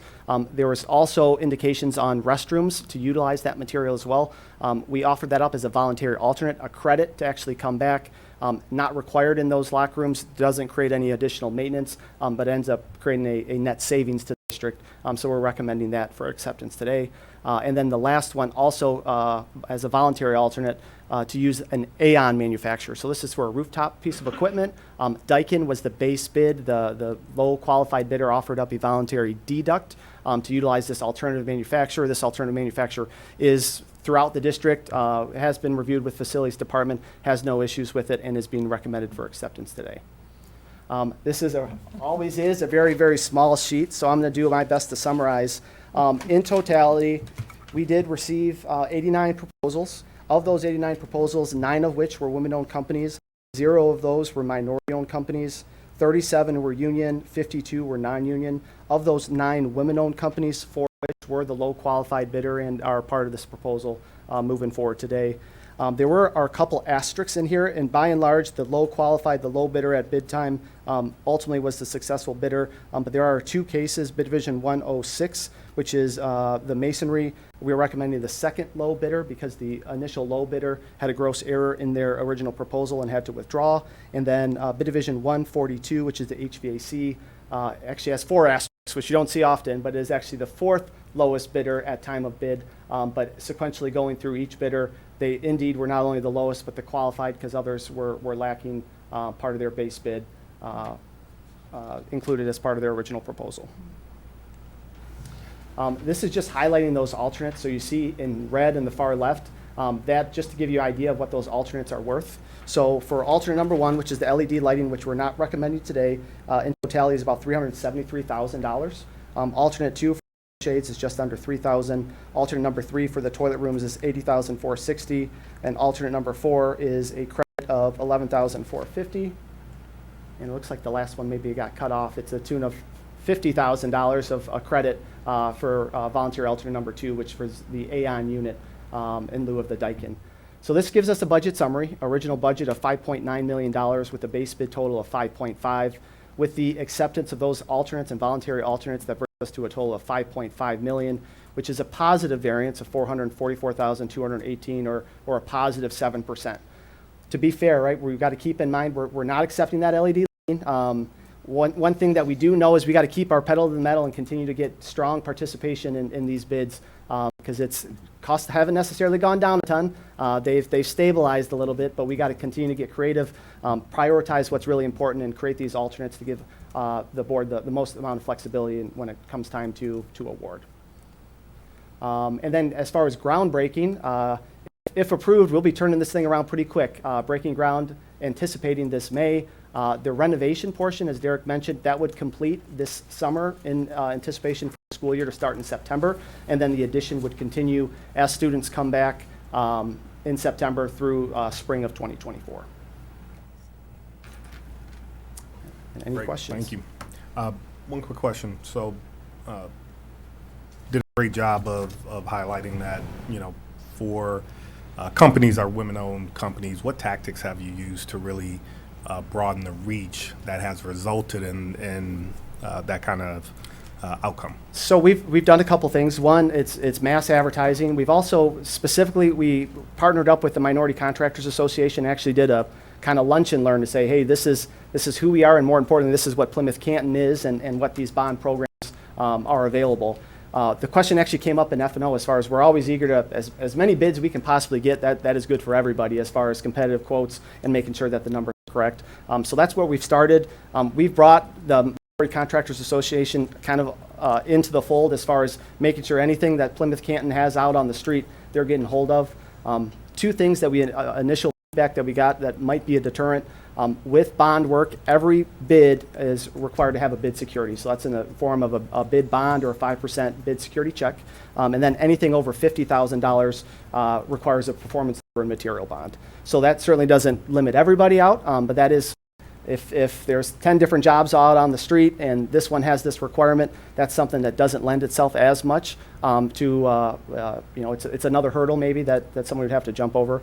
But we continue to foster that relationship and then continue to reach out and make phone calls. Not only do we email, but it's probably make 200, 300 phone calls just to get the 89 that you see in front of you.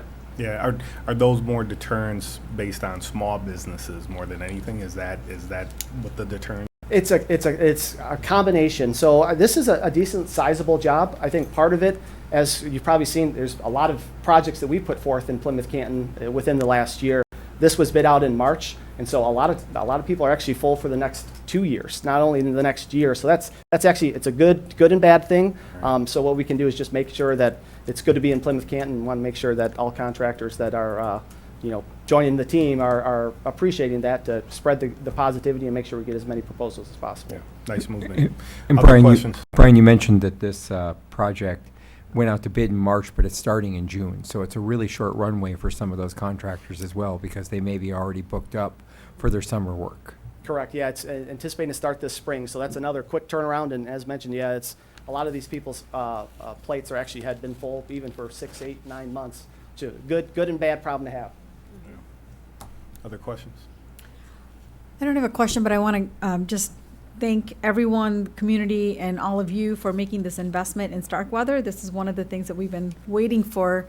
So I'm looking forward to seeing everything from the gym addition to the STEM and the bathrooms, which we've heard a lot about. Thanks. Yeah, I just want to echo that. I think it's really exciting that that Starkweather will become like a school for those students that are there, really showing the work that they do, because when we go to the graduation every year, it's always so inspiring. So I'm glad we're able to offer this to them. Any other questions?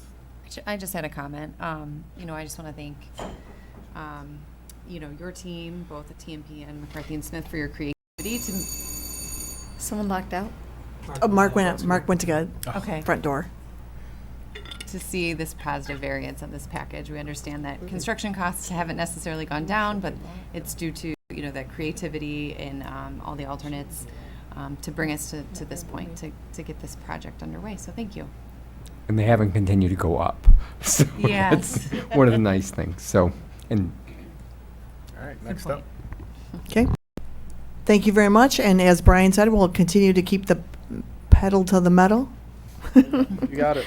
And he's going to stay up there and talk about the Isbister Playground installation bid that's before you for first reading this evening as well.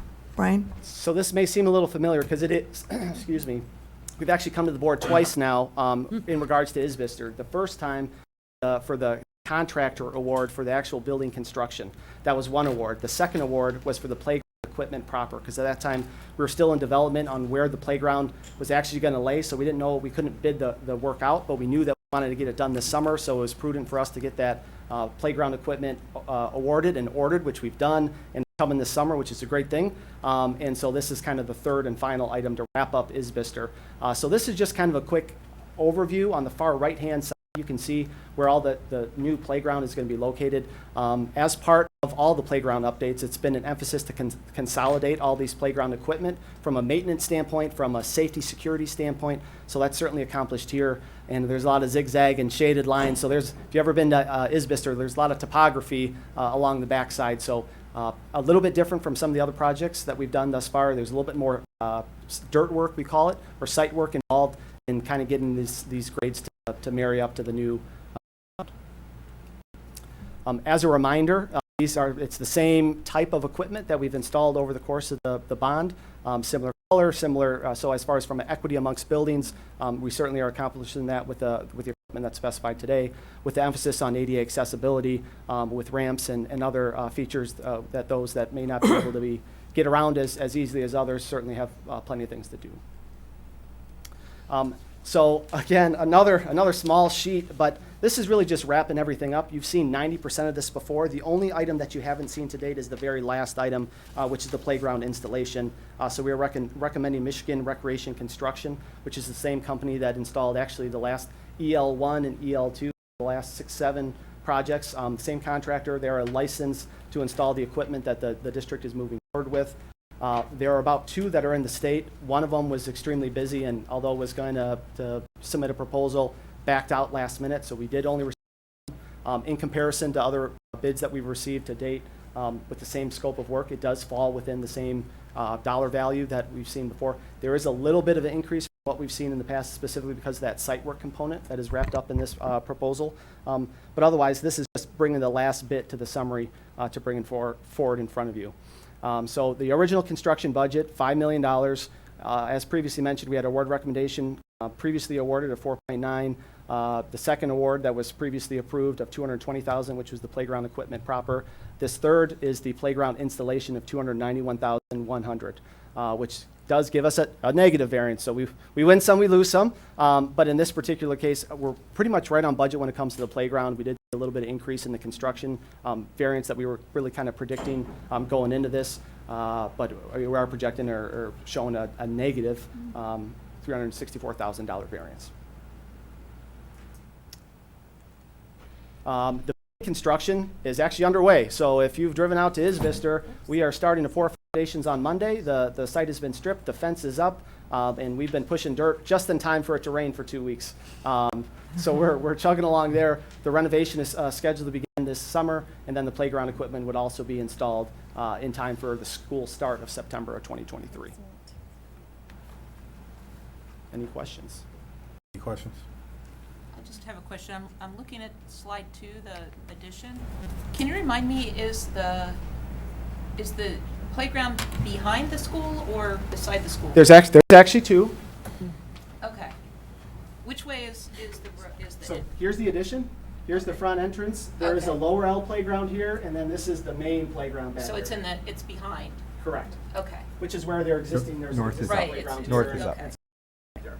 Kansas City Road is to your Yeah, left. I was just trying to situate it in my mind. Okay. All right. That's it. Any other questions? Thank you. Thank you very much. Next up, we have Mark Seltzer, and I think Montine Barbie. Are you going to talk to? On action item 23040. I'm talking before I'm supposed to. Sorry. I apologize. Go ahead. You're doing a great job. I was going to let you roll with it. Too much iced tea. Sorry. Next up, action item 230467. Consider approval of resolution for CTE computer lab equipment purchase. This is the first and final reading. Good evening. I'm joined with Montine Barbie, the assistant principal at Canton and coordinator and director of the CTE and STEM programs, and we're happy to take any questions you might have. This first resolution is asking for your approval to purchase 34 computers to replace the current computer lab, computers at one of our CT labs at Plymouth High School. Equipment was deployed in the 2017-2018 school year and has been in place since then. And there's a refresh cycle that Montine might speak to. So this is new equipment. It's a faster processor, twice the RAM, a better solid-state drive. Everything's better, and it's we're looking for a first and final because the pricing is more favorable if we move quickly than if we wait, because of the way the contract from the state is set up. And I'll just let Montine speak a little bit more on the CTE program and the needs therein, and we can then take questions you have.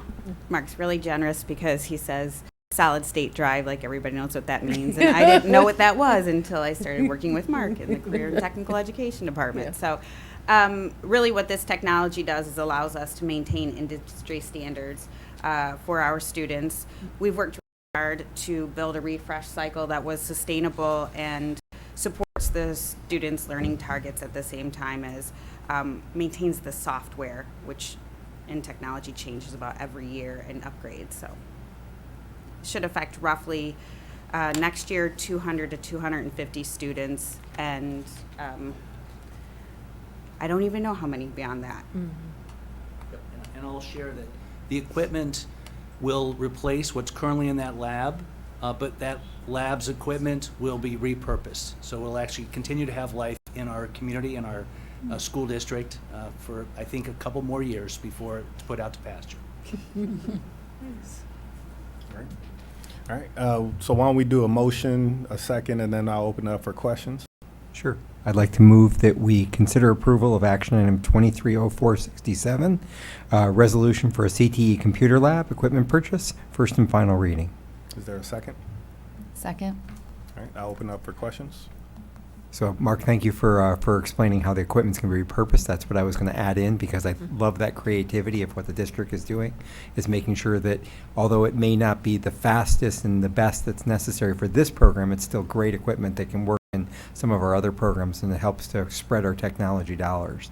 So, and thank you for explaining the details around the specific purchases and the timing of why we need to do this, and that's why we're bringing it forward as a first and final. There's a complicated contractual relationship, and we'll save, I think it's about $6,000 in these two resolutions, or maybe it's $5,000 between these two resolutions by doing this now instead of waiting until the end of the month. About $5,000. Yes. Any other questions? All right, all in favor of saving $5,000, say yes. Yes. Any opposed? All right, motion It's $5,000 on both. It's So just to be clear, 24 there's two change resolutions. on this one, and then Yeah, there's two resolutions. It's so- still $5,000. Yeah, it's still $5,000 between the two resolutions. All right. Motion passes 7-0. On to action item 230468. Is there a motion?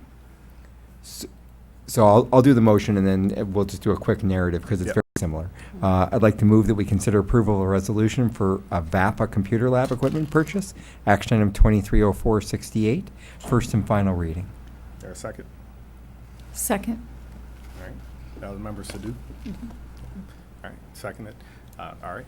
Just to share with you, so another lab, also with equipment that was from 2018 school year, not CTE, but is a teaching lab at Salem.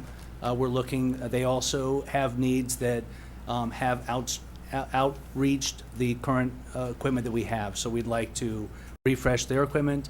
That wouldn't be paid in the same manner, it would be through the bond.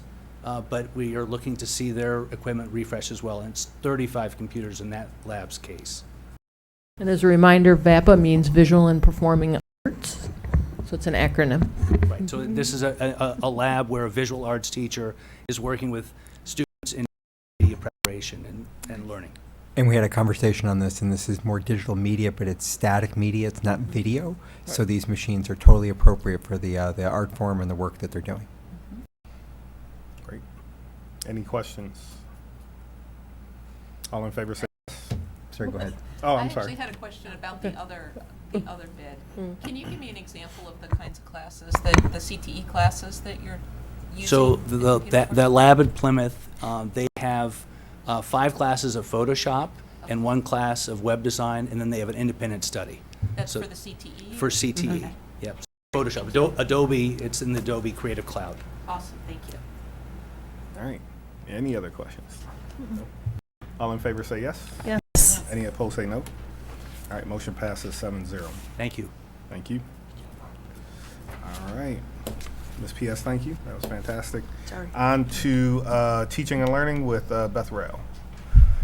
I'll make a motion to consider the approval of action item number 23-04-69, Resolution of curriculum materials for advanced placement biology, final reading. Is there a second? Second. All right. Any questions? We have discussion. You remember that we brought this last board meeting, kind of talked through, it was vetted at SPA for our advanced placement bio curriculum materials, primarily textbooks, digital resources as well.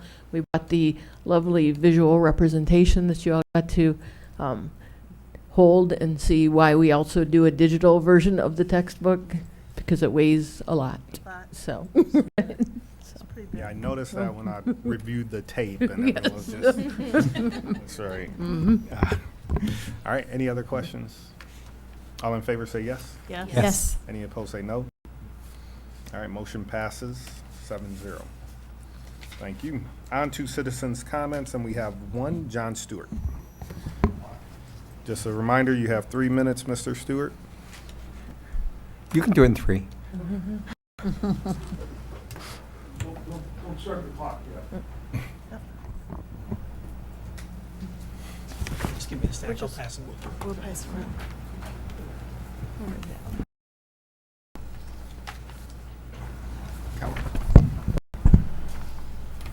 Thank you.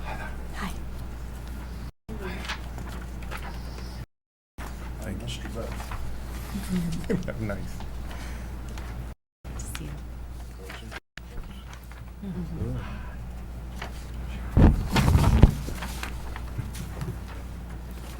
Thank you.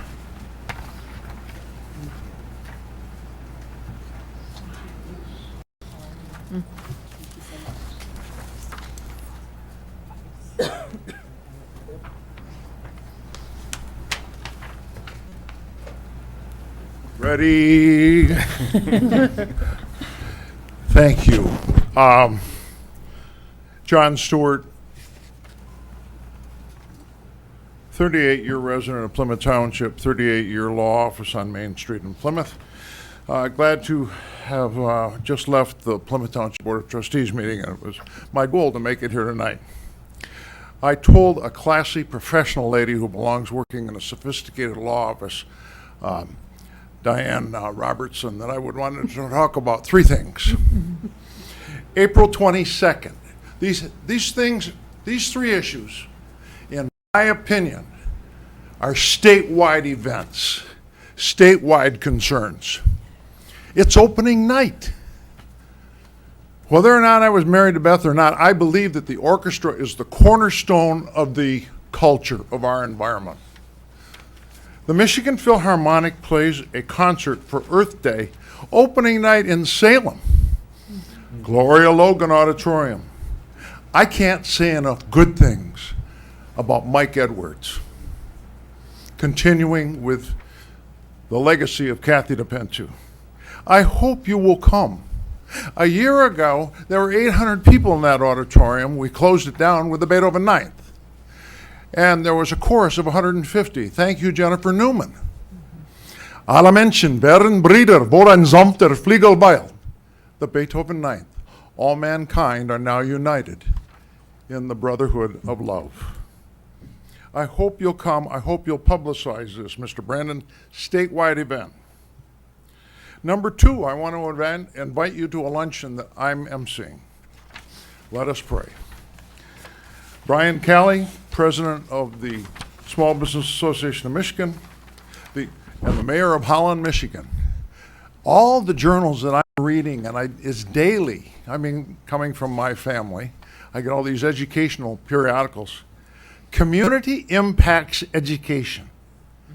The individual students, the teachers, community impacts education. I hope you'll consider coming. I have a surprise for you. I hope maybe none of you know this. Our students I'm an old guy. I graduated from high school in '67. I'm in the Hall of Fame at Wyandotte Roosevelt High School Public. Our students in the auto shop are building their own electric vehicle. It will be on display in front of Park, P-A-R-C, the only luncheon of the year in the Wilcox Theater. 52 tenants, that place is busy. 24/7. Please come. I'm very proud. I can't think of the name of the man who is overseeing that. Note is a very light, professional comment. I get over to the west side of the state often. I have grandchildren over there.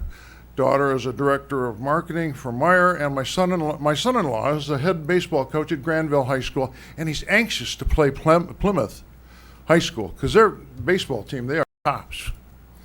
So here is an argument, a brag session. One guy says, I was hanging out, I don't know if he was having a drink or an adult beverage or whatever, with Denzel Washington.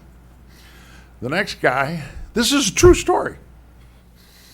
My longtime friend from the state legislature, Cameron Brown, very devout, conservative guy from the west side of the state, former state senator. He says, well, I went to T.C. Williams High School. And I just sat back and I said, listen, you guys, we got the coach's daughter for our superintendent, and we're very happy with her. Thank you very much and good night. By the way, I am going on statewide TV on a TV program, and I'm quoting the superintendent, and I'm looking forward to your comments a week from tomorrow, getting out in the community with the chamber community lunch. A week from tomorrow is the 19th. You stated, and what a heartbreak, 50,000 unaccounted for children not registered in the school systems in Michigan. It truly breaks my heart. Now that's a downer, but thank you for your service. Let's go onward and forward. All right, thank you. If you can forward the quotes you're going to. No, that's right. All right, thank you for citizens' comments. On to discussion, and I'm going to tee up Dr. Merritt. All right. So I'm following along here. Okay, panorama. Just really, this is the result of feedback that we've received over the years from our K-12 survey.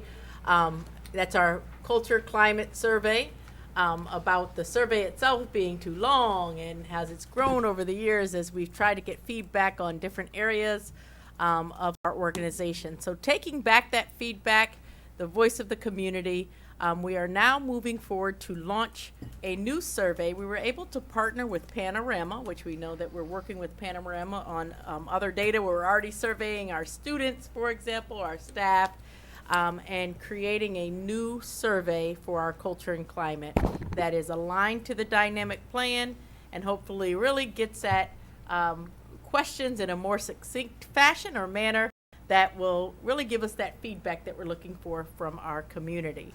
In doing so, Panorama has a process where they look at nationally normed, if I'm using the right terms for that, Mr. Brandon. Benchmark questions that they would ask of all schools. Now, one component of that really does need to be personalized for us is the governance leadership component that we have in our current K-12. So they didn't have the specific questions around a dynamic plan or board or district goals that we have put as a part of our compass and our roadmap. So we asked our partners at Panorama to take a look at our previous survey, which really didn't address those, but then look at our board goals, look at our dynamic plan goals, and could they come up with some options for questions that we could ask in a really succinct manner so we're not adding to the survey. So they came up with 8 questions. You have 3 board goals that you've established and adopted for this year, and then we have the 5 goals of our dynamic plan. So the idea is to bring forward questions in this survey to really give the community an opportunity to weigh in on how we're implementing the goals and our dynamic plan. So I shared these with you in board notes just before that survey goes out to just make sure that that really captures. President Wilson, Vice President Christensen, and I had a conversation first to kind of get feedback, wanted feedback from you. But before we move forward, just wanted an opportunity. If there's anything that you haven't shared, do you feel like this captures the essence? Because our Panorama survey will now begin our baseline. We've been tracking our progress on K-12 for, I think, 7 years. So we'll have an opportunity to then begin our new baseline again, aligned to our dynamic plan.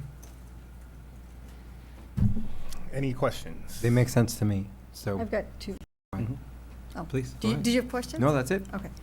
I've got two questions. One is more around having another bullet which says don't know. When I talk to community members about the board work, sometimes they're like, I don't know how to respond to that because I don't know. And rather than just bubbling something in, whether it's neutral or agree, I wonder if it makes sense to have something that's really accurate for them, which is I don't know. And that tells us a lot. Well, Exactly. yeah, I think feedback that would be that important, gives you right? another piece of information. How many of our constituents out there, our community members, don't know or are not aware? And that's another board thing that we'll have to work on. So I'd like to propose that. That's a good idea. I like that. Okay. My second one is, Would we do that on just the three board questions, or will we also on the questions about the dynamic plan? both. Okay. Yeah. Could you go to the question about the innovation in education? Oh, the innovator for student learning and growth. This actually came up at one of our community forums. Someone asked me, and I think Mr. Wilson was there, what does innovation mean? And so I wonder if it makes sense to have a little asterisk to clarify, what are we talking about? Are we talking about electric vehicles innovation, or are we talking about the kind of work that we've talked about in our meetings? Wasn't there a link above these 5 questions that provided a link to the dynamic plan? I think it'd be useful for us to look at that and see whether it clarifies what those are. Because if you look right here, right there, People are not going to read that before they go to these questions. So Well, it's- just for that one, I'm thinking in particular, Yeah, they're not going to go look at the dynamic. just clarifying some of that language, because what does innovation mean to a parent or to a teacher, community member, or some of the people in my circle are like, I don't know what's going on. I guess my only question is, do we have a succinct definition of innovation? I know we outlined it in the dynamic plan. I was going to just go back to our conversations when we were doing our strategic plan work, and it was, I'm going to say at least 5 meetings where we were trying to come up to what is That's what I'm innovation. saying, yeah. And We then have really those kind things. of, yeah. That's the published sentence that we used. Yeah. We Yeah. came up with that during the planning sessions. But it absolutely is still open to what is innovation. What does positive disruptor Yes. mean? I Yes, got it that is. question in one of our Yeah. community Well, forums those- as well. and those are the forums, or I'm sorry, those are the themes, not the goals Right. that ended up translating. I mean, So we put the context around it. When we talk, if you moved up to E with our goal is we added like the leader for student growth and learning to try to say, now what is that definition of innovation? And when we talked about being able to take risk and forward thinking and creating for jobs that don't even exist. But truly that defining what innovation is Just a little sentence to clarify, just so they have some idea what they're responding to. my struggle is you could probably do that with every one of these Yes. things. And I think that you then create a much weightier thing. I think we would get enough data by, I don't know. I don't know. Okay, that's good enough. I Can agree. you go back to the question? The board ones or the dynamic plan ones? The last one. The Okay. last one, Sure. again. To the Oh, the innovator very question. last one. I'm sorry. The innovator question. Okay. And the setup for these. Okay. Yeah, Okay. the setup The for these questions. questions is here. Yeah. All right. Additional feedback? I think that's good. I really like the idea of don't know. I agree. Because sometimes if you're taking a survey and you really don't know, you're like, I really don't want to say I do, and, I do like, neutral is disagree what I do. because Yeah. I don't know enough to disagree. Yeah. I'd And probably that do really neutral, kind of yeah. skews the data Right. when you're doing that. Or just leave it blank. And that's not helpful. I do have one more question that just popped up. In terms of validation of questions or statements, has this gone through the psychometricians and people who look at, are you asking the right questions for the type of data you want? So I'll have Mr. Brandon. Well, Panorama is a very well-respected survey group. And the advantage of Panorama with the national benchmarks is these are very established questions that we're Got it. using. That's all I wanted. So, yeah, These specific ones they've been a that great are partner general. for us so far, for sure. But they're developed by Panorama. Yes. Yes, great. Yeah, but to Dr. Merritt's point, these are custom, so that's why we want to make sure and Sure. collaborate with the board on them. Is Panorama weighed in on these specific questions? Because I know they're important to us, but are they comfortable with the way we're asking them? And the Yes, they have. Yeah, it's a great question. And we, we made the recommendation for the Likert scale that was used, and they endorsed it completely. Okay. Yep. Traditionally, have we gotten, how many responses have we traditionally gotten on average? I could pull that data for us in board notes, but it's thousands. Thousands, okay. My Yeah, mind very high says percentage. 3,900 might have been our. Wow. She's almost the exact number. 3,912. There goes my boss with her memorization of numbers. Yeah. It's amazing. Yes, it's thousands. We've every year we seem to celebrate growth and participation in this survey. So we're really excited about this year to switch partners and hopefully sustain the same growth. Yeah, if you can drop that in board notes, because the thing I'm most interested in seeing is how close Dr. Merritt was. President Wilson, I guarantee you she was very close. Yes, I was Yeah. gonna say, our money is History would always show at that she Dr. was Merritt with extremely numbers. close. Yeah. A blessing and a curse. Well, this is great. Dr. Merritt, thank you for, bringing that to myself and Vice President Christensen and to the full board. I think it was spot on to, switch up these questions to hopefully be able to give us better data, which is one of the board goals, right? We want better data so we can make better decisions. And I think the recommendation was spot on, so thank you for that. All right, on to follow-up board questions. We got that information. Yeah, we left it on there because you weren't here, and we want, since Thank it you was for that. you, we wanted to make sure you were cool with it. I appreciate that. Thank you. All right, and I don't think there were any questions from tonight. They wanted the Were there? survey Just the last responses. one. How many survey See how responses? close your number was. Mr. Short-Term Memory. Well, that's why we all said each other, because she has that, photogenic memory, and I forget tomorrow. That's a serious ask, right? Yeah. Would you like that year after year for all years, 7 years of the I don't. Who was K-12 Chelsea Insight that survey? question? Maybe the last 5 years would be good. Because I'm new, I don't know how many. Sure. I don't know how many average you get, and I want to see if we're going to get more with Yes. this survey. Perfect. Okay, we can do. Yep. Perfect. Sounds good. All right. No other business. We are officially adjourned at 9:04. Thank you.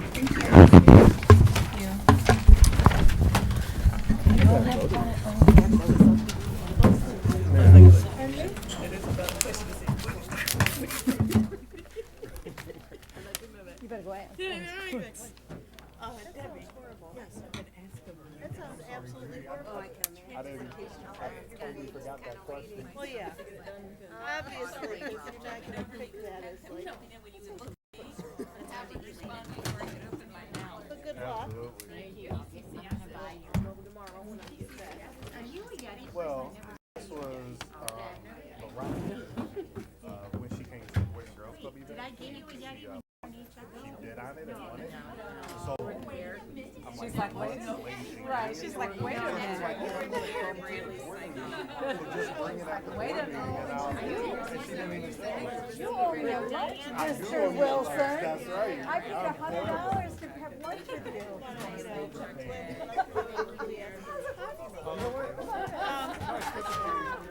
A new restaurant. There's a new restaurant. Ceramic? They have a nice top. I went to their 50th. They were nice enough to invite me. Because when I did that, it was amazing. All the people that showed up from over there. It'll be fun. How tight they are. And what? I'll invite you when we